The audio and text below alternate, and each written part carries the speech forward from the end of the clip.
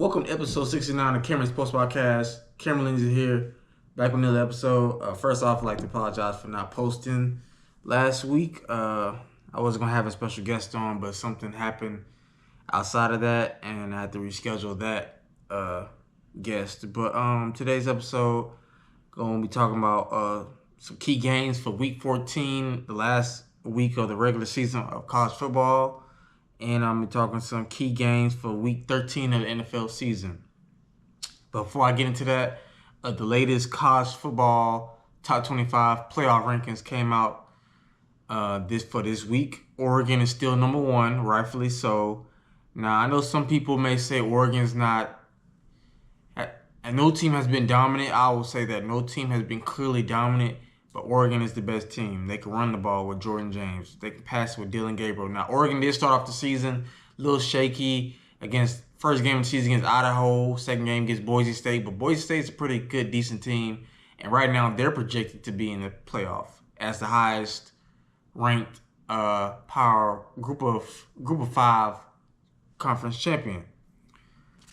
But I think Oregon does deserve to be number one. Doesn't mean they're clearly the most dominant, no, but they're clearly number one team. I think they're the best team now, as of right now. Like I said, now, of course, like I said, I picked Ohio State to beat Oregon in a rematch in the Big Ten championship game. But, of course, Ohio State has to beat Michigan to clinch a spot in the Big Ten championship game against Oregon, because Oregon has already clinched a berth in the Big Ten championship game. Like I said, Ohio State is number two. They're 10-1. Texas is number 3. Also 10-1. Penn State 4, Notre Dame 5, Miami 6, Georgia 7, Tennessee 8, SMU 9, Indiana 10, Boise State 11, Clemson 12, Bama 13, Ole Miss 14, South Carolina 15, Arizona State 16, Tulane 17, Iowa State 18th, BYU 19th, Texas A&M 20, Missouri 21, UNLV 22. Illinois 23, Kansas State 24th, and Colorado at 25. I have no problem with these rankings. Now I know some people probably have a problem with Georgia behind Miami. That I probably would switch and put Georgia ahead of Miami. I think Georgia is better than Miami. I think Tennessee is better than Miami. So I probably have Miami like at 8 and Georgia at 6 and Tennessee at 8. I'll probably change that up, but everything else seems fine with these rankings. But like I said, this is not the final rankings. The rankings that matter most are the ones that are after the championship weekend. After all the conference championship games that played out, those rankings matter the most, because that will decide who makes the college football playoff. But yeah, now let's get into some more today's episode. Again, college football week 14. This is the last week of regular season games. I got a couple key games of college football that I think everybody should have their eye on, that I think do hold a lot of weight for potential college football playoff, and even and so on. First up, Oklahoma State. They're 3-8. Oklahoma State did start this season off ranked. So I'm really disappointed of them only having 3 wins, because they potentially had a Heisman Trophy candidate, Ollie Gordon. But he has not to have the season that we thought he would. We thought he's probably going to be projected to be a first-round pick, a Heisman Trophy candidate, but that is not the case. Oklahoma State has had a very disappointing season with head coach Mike Gundy. Colorado has had a very great season. A lot of people kept saying Colorado's not even going to win 4 games. They're going to win 3. Look at their schedule. I said I think Colorado's going to make a bowl game. I think they can at least get 6 wins. At least 6. They exceeded my expectation, getting 8 wins right now. They're 8-3. Now they did come off a upset loss on the road at Kansas. Even though I wasn't able to record an episode last week, I said off camera to myself, this is a trap game for Colorado. Because Kansas, the last couple games, have beaten BYU. They've beaten Iowa State. 2 ranked teams in the top 25. 2 of the top teams in the Big 12 conference. And Kansas have beaten them both. And now Kansas have not had the best season as well. Right now, Kansas is 5-6. They still need one more win to become bowl eligible. But Kansas is like they're like that team where they got nothing to lose. They're fighting to make a bowl win. A team like that where they really want to make a bowl game is very dangerous.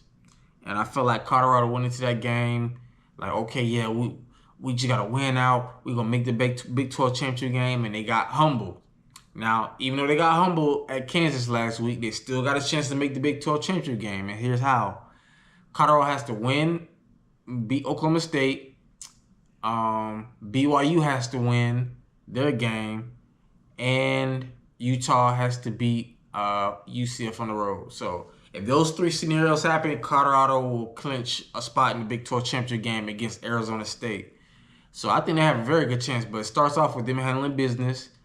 I think knowing BYU, I think BYU will win their last game. Utah, that's up in the air because they're 4-7. USC's 4-7, but Utah is I do give Utah a chance to win that game because they're a very good, well-coached team. They got a bright future with true freshman quarterback Isaac Wilson. So I think Utah will win that game. I think Colorado will clinch a spot in the Big 12 championship game. I really do believe so. Like I said, now I could be wrong, but that's my prediction because, like I said, I think BYU has a very good chance to because they play. If I look at this, because right now BYU they play Houston, and Houston has not been good at all. So, and they got Houston at home, so I think they win that game clearly.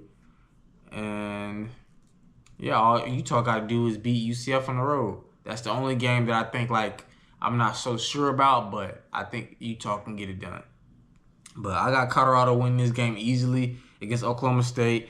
Obviously, they had nobody to cover Travis Hunter.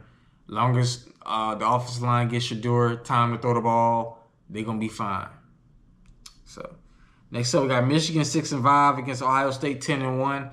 This is one of the best rivalries in all of college football. The past 3-4 years, Michigan has dominated Ohio State. But obviously, this is a different year. Jim Harbaugh is not there. J.J. McCarthy is not there. Blake Corum's not there. They got first-year head coach Jerome Moore. They got an iffy quarterback situation. So, yeah, and Ohio State is better. They're more packed. They got transfer quarterback Will Howard from Kansas State. They got Travion Henderson. They got Quinshawn Judkins. Those two run power backs. You got elite receiving core, Emeka Ibuka, freshman sensation Jeremiah Smith. You got sophomore sensation Cardell Tate. So Ohio State got very explosive weapons. Now their defense is not as good as I thought it would be, but it's still pretty solid. Led by Alabama transfer safety Caleb Downs. So I just think Ohio State is going to be too much for Michigan. Maybe Michigan might put up a fight all the way up till somewhere in the second quarter, but I think Ohio State is going to win this game pretty easily and move on to the Big Ten championship game against Oregon.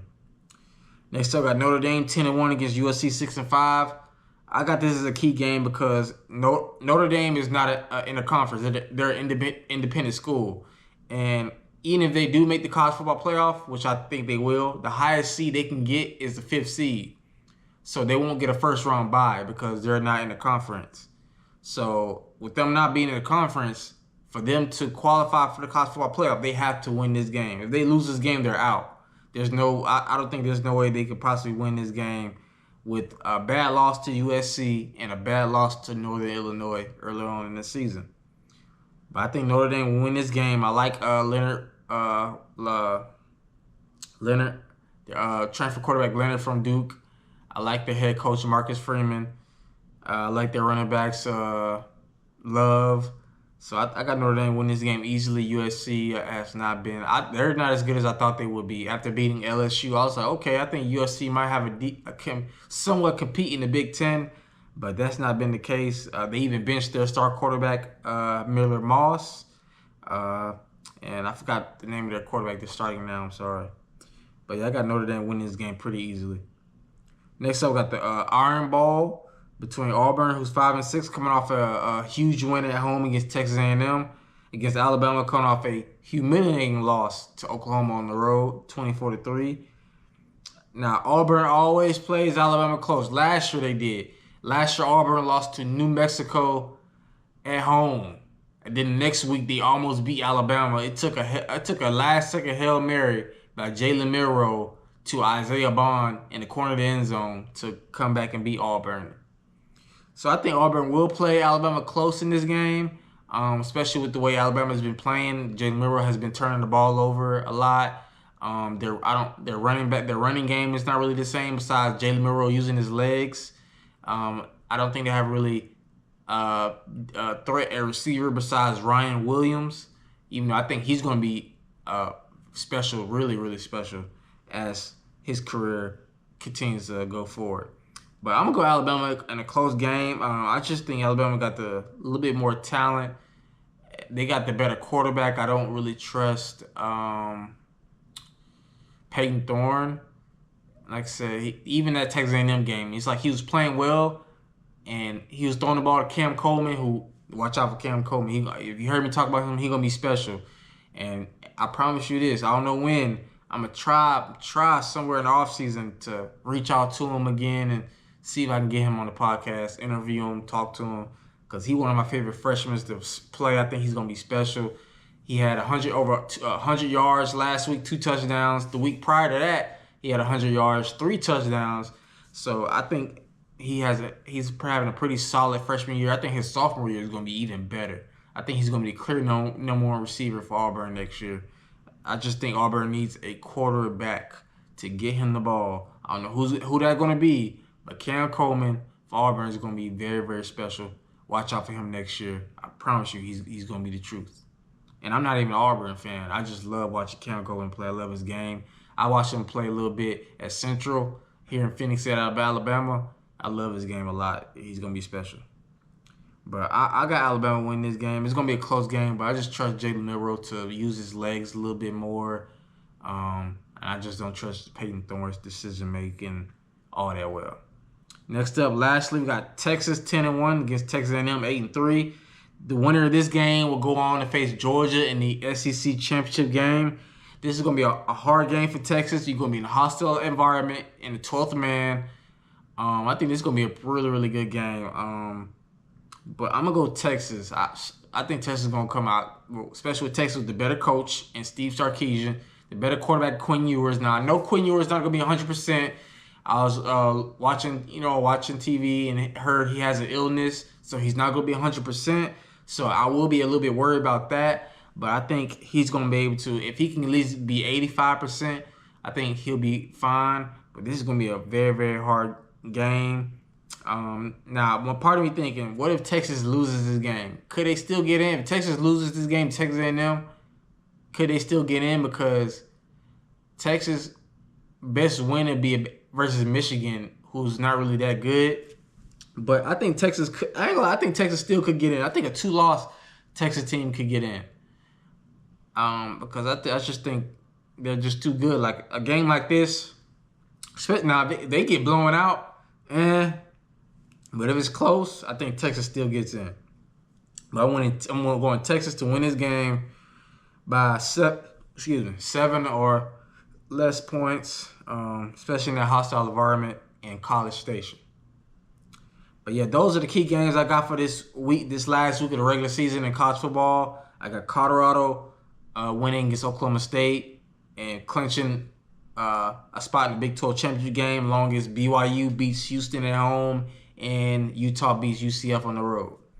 I got Ohio State beating Michigan at home, clinching a spot in the Big 10 championship game against Oregon, who I have them winning that rematch against Oregon. But I still have both of them in the college football playoff. Notre Dame beating USC, clinching their spot in the college football playoff. Alabama beating Auburn in a close one. And Texas clinching the SEC championship spot in a win against Texas A&M against Georgia. Now let's get into some NFL football Week 13 predictions. Starting off with some Thanksgiving games. First up, we got the Chicago Bears 4-7 taking on the red-hot Detroit Lions 10-1.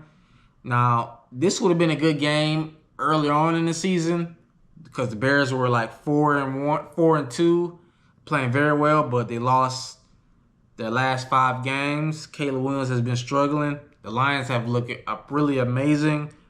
I think the Lions will win this game. I think they will dominate this game. I just don't see how the Bears stop Amon-Ra St. Brown, Jameson Williams, Jahmyr Gibbs, David Montgomery, Jared Goff looks like an MVP candidate. Even without Aiden Hutchinson, that Lions defense is still playing very well. They traded for Zadarius Smith, so I think that's a good player. You got a good pass rusher. Their secondary is playing well. Brian Branch and rookie out of Alabama. I forgot his name. I'm remember it later. Terrion Arnold, rookie out of Alabama. He's playing well. But yeah, I got the Lions winning this game big over the Chicago Bears. I think right now the Lions are clearly the best team in the NFC. Right. Lions won. I got the Eagles too. I just trust the Detroit a little bit more because Jalen Hurts does have a tendency to turn the ball over. The Eagles defense has been gotten better, but sometimes it's like they're still young a little bit. But I'll go Lions then Eagles. Next up, got the Giants 2-9, Cowboys 4-7. Not gonna waste too much time on this game. Both these teams are very bad, but the Cowboys did come off a very good win on the road against the Commanders. I'm gonna go Cowboys to win this game easily because I think even though both these teams are bad, the Giants are way worse. They just cut their $40 million star quarterback in Daniel Jones, who they benched, and then he asked for his release. So obviously the Giants are not trying to play football whatsoever. So I'm going Cowboys to win this game pretty easily with Cooper Rush at quarterback. Next up, we got the Dolphins 5-6 against the Packers 8-3. Even though the Dolphins have looked pretty straight, winning 4 in a row since Tua came back. But I just think now this game was in Miami, I probably would go Dolphins. But the Dolphins have not lately been playing good on the road in this kind of weather. Especially against a team like Green Bay. And I think Jordan Love has been playing pretty well. The Packers defense has been playing solid. Josh Jacobs has been running the ball pretty well. He's top 3 in the NFL in rushing yards with over 800 rushing yards. He had a very good game last week at home, rushing over 100 yards against I forgot who did they play?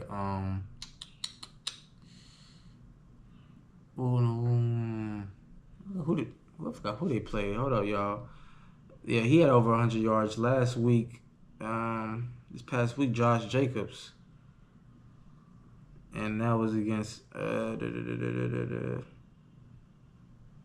He had over 100 yards against the 49ers. Yeah, that's what they played. I knew I was right. Against the 49ers, he had over 100 rushing yards. So I just think this could be... I think it's going to be a good game, but I think the Packers... They're more suited to that weather. The Dolphins coming from South Florida.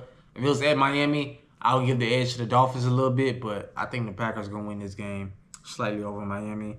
Next up, we got Sunday games. And those are all the games on Thanksgiving. Bears, Lions, Giants, Cowboys, Dolphins, Packers. I got 3 Sunday games. First off, my Chargers 7-4 facing the Falcons 6-5. My Chargers coming off a loss against the Ravens on Monday Night Football at home. Now, I knew we was going to lose that game because there's no way I really don't see the Ravens losing 3 straight in a row, especially with Lamar, MVP candidate at quarterback. We struggle against the run, against running backs. Like when we play Arizona on Monday night, we lost to them because they let Kyler Murray run wild with his legs. They let James Conner run the ball for over 100 yards. And look what happened against Baltimore. Derrick Henry had over 140 rushing yards. Lamar Jackson, he didn't have over 100 rushing yards, but he ran the ball in key moments. He threw the ball pretty well. And yeah, it was just too much for my Chargers to overcome. But I knew we was going to lose that game. There's no shame in that. It's all right. I think this will be a bounce-back game. The Falcons coming off a blowout loss against Denver 2 weeks ago. I think they was on their bye week last week. This should be a good game. I don't think we're going to blow the Falcons out. Kirk Cousins is a solid quarterback. They still got weapons. Drake London, Kyle Pitts, oh Lord, and Bijan Robinson and Tyler Algier, those 2 running backs. So I think I got my Chargers gonna win a close one over Atlanta. Like I said, we got the better quarterback in Justin Herbert. Love our defense besides the last 2 weeks against Cincinnati and Baltimore. But, yeah, I got my Chargers over Atlanta slightly. Next up, we got the Steelers 8-3 versus the Bengals 4-7. Now, Joe Burrow is having a phenomenal season, but overall that team is bad.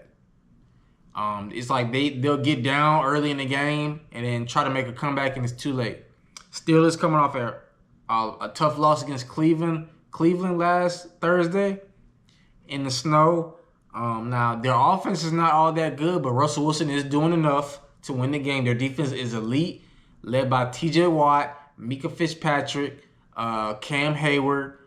They also traded for Preston Smith. They also got buddy in free agency.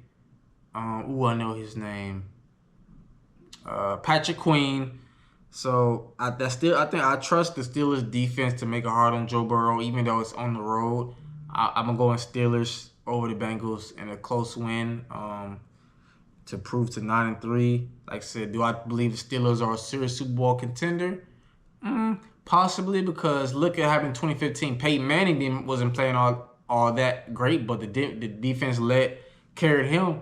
So I feel like long as Russell Wilson plays to where he doesn't turn the ball over in crucial situations, they could possibly have a chance to compete. But I just don't think. If I had to pick, if it was the Steelers versus the Chiefs in the AFC Championship game, of course I'm going Chiefs. I just got to see the Steelers offense step up more. And then lastly, Sunday, 4:25 p.m., Eagles 9-2 versus Ravens 8-4. This could possibly be the game of the week. Eagles coming off a huge win on the road against the Rams, and the Ravens coming off a win against my Chargers. Saquon had over a huge game, over 200 yards rushing. Derrick Henry had a big game, over 140 yards rushing against my Chargers. I think it's going to be a close game. The two leading running backs in the NFL, only two running backs over 1,000 yards. Saquon, I think, has finally entered the MVP conversation, so we should be considering Saquon as an MVP candidate. If it was me, I would have Josh Allen slightly won, Saquon and Lamar tied for the second, and then Jared Goff at third. So Josh, Saquon, Lamar, and Jared Goff, I think, are the top MVP candidates. But I think the Eagles go slightly win this game. Like I said, I think the Ravens might have a little hard time now with facing a better old offensive line against the Eagles. Because my Chargers, we have really good tackles, but our guards are trash. But the Eagles have an elite offensive line. So they're able to run the ball. I think the Ravens are going to have a hard time with Saquon. It's like, he may start off slow in the first half, but he turns it up. And that's the one way the Eagles can really potentially win a Super Bowl. Run the ball with Saquon. Run the ball. Feed him the ball. If you're having a hard time throwing the ball, run it with him. And then you can do play action. Throw the ball to AJ. Throw the ball to Devontae Smith, Dallas Goedert. Saquon sets them up. He can even catch the ball in the backfield. So now you can't, take the Ravens lightly, because Lamar is having a phenomenal season. He has more touchdown passes than he had all of last year in his MVP season. Derrick Henry is looking like an MVP candidate also, or at least Offensive Player of the Year. And he's 30 years old, having a phenomenal season. So, but the Ravens secondary defense in the whole is not the best. They're like 20-something in the league, giving up 22, 26 points per game. Eagles, the past few games have been averaging over 30 points a game. I like the Eagles in this one slightly to prove 10-2. I think Saquon have a pretty good game. As long as Jalen Hurts does not turn the ball over, I think they'll be fine. But yeah, those are my games for the NFL Week 13. Bears, Lions, Thanksgiving. Giants, Cowboys, Thanksgiving. Dolphins, Packers, Thanksgiving. Sunday games, Chargers, Falcons, Steelers, Bengals, Eagles, Ravens. Like I said, again, college football, last week of the regular season. I think this is going to be a very good week, entertaining week. Make sure to tune in, like I said, because a lot riding on this. Like I said, the rankings may say what they say right now. Like I said, Oregon at number 1, Ohio State number 2, Bama at 13, but that can change. I think there's definitely going to be some losses in the top 10, potentially. And some teams going to move up, some teams going to move down. But yeah, we'll like I said, we'll see. Make sure to tune in, and like I said again, I apologize for not posting last week. I wanted to get this episode out right before Thanksgiving, and of course, I want everybody to enjoy their Thanksgiving. Be thankful. I'm thankful for all my subscribers, friends, family who always tune into my episodes. And that how much doing this means to my sports media career, getting my name out there, improving my channel. And I have some stuff behind the scenes that I'm trying to work on, like a new logo, uh, and everything. So I can eventually create merch or something like that, and learn how to edit, and so I can make my content better and make business cards, stuff like that. So, but I appreciate each and every one that always tune in. Make sure to like, comment, subscribe. Help me get to 500 subscribers. Follow me on all my social medias at Cameron Sports Podcast on YouTube. On Instagram, and my personal Instagram, Cam_Lindsay24, and Facebook, Cameron Lindsay with Cam next to it. But that's it for today's episode. I wanted to keep it a little bit shorter. That's what I'm thinking, working on shorter episodes. But I'll catch y'all next time for the other episode of Karen Sports Podcast.